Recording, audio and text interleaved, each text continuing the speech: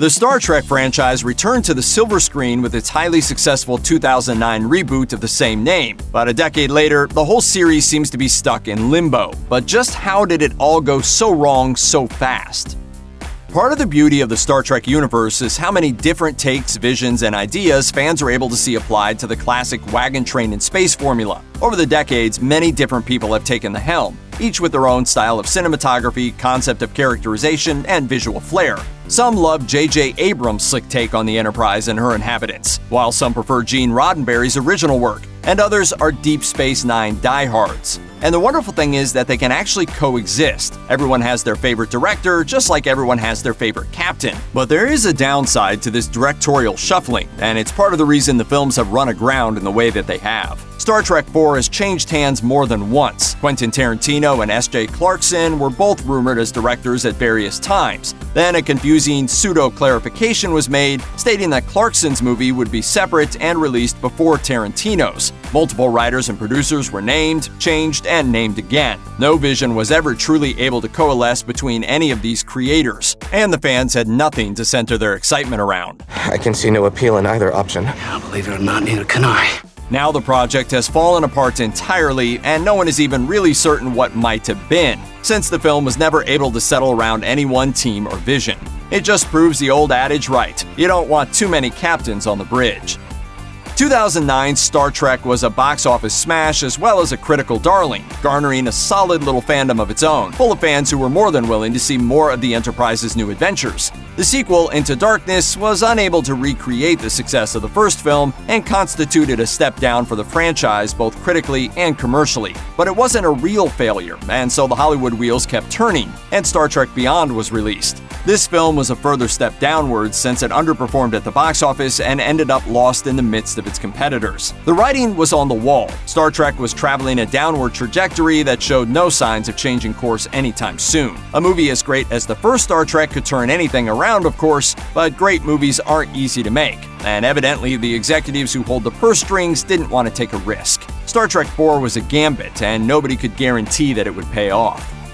One thing that made the 2000s Trek movies the successes they mostly were was the cast. Zachary Quinto as Spock brought new warmth to the famously chilly Vulcan.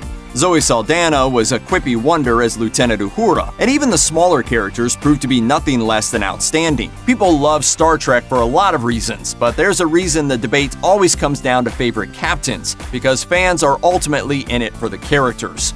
There's no bigger personality on the Enterprise than Captain Kirk, of course, and Chris Pine proved he could deliver an irresistible take on the role. Pine's charisma lit up the screen and became a linchpin of the film's success, but that ended up being a curse as much as it was a blessing.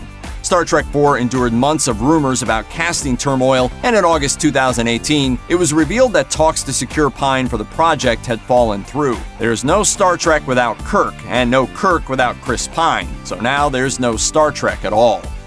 Back in 2009, Star Trek was in theaters blowing minds with its unique brand of brash, sassy science fiction adventure.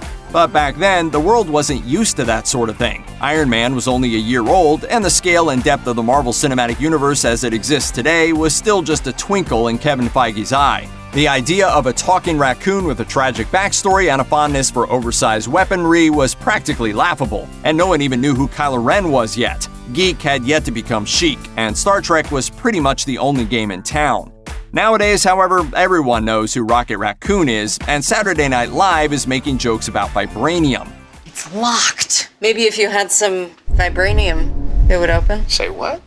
Genre fiction, once maligned, now rules the world, and Star Trek has been outstripped by Marvel, Star Wars, and all kinds of other sci-fi fantasy titans. Though the Star Trek sequels were hardly flops, the reality is they weren't the smash hits they needed to be to keep up with the likes of The Avengers and The Force Awakens. To be merely passable ended up being an unforgivable sin in the eyes of the public, and now we're all terrified of the First Order instead of Klingons. Star Trek is a franchise that spans many mediums, but its roots are in television and likely always will be. In 2017, the franchise returned to its roots with Star Trek Discovery on the CBS All Access streaming service. Discovery begins roughly 1 decade before the events of the original Star Trek and follows the adventures of the crew of the USS Discovery, led by anthropologist Michael Burnham. Though its run so far has been hamstrung by what many see as a slow start and some wonky writing, Reviews have trended upwards and viewership has been decent. Unfortunately, decent just isn't enough. The truth is that a massively popular new installment of the series could have injected the movies with the adrenaline they needed to get out of development hell, but the numbers simply aren't there. Discovery is solid, but not a smash. Good for fans of Star Trek as a streaming serial, but bad news for those who want more big-screen adventures for the Enterprise and her crew. Check out one of our newest videos right here. Plus, even more Looper videos about your favorite movies are coming soon. Subscribe to our YouTube channel and hit the bell so you don't miss a single one.